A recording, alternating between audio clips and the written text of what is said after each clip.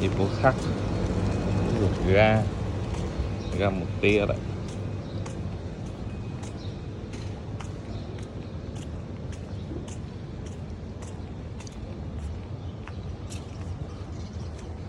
Đây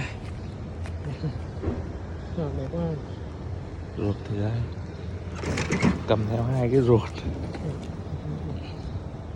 bơm luôn đúng không? Bơm thì dễ.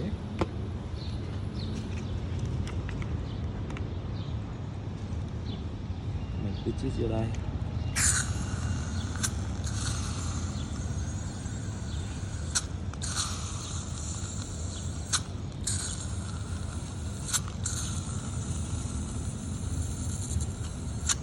Không phải chờ một tí, một tí cho ga nó ấy xong rồi mới dùng được.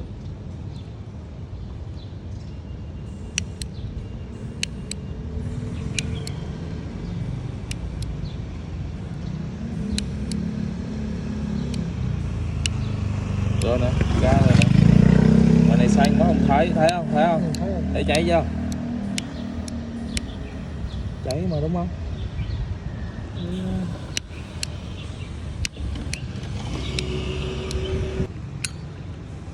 Có thấy lửa không?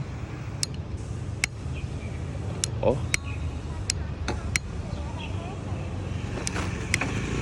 Này ở dưới này nó sáng quá rồi không thấy.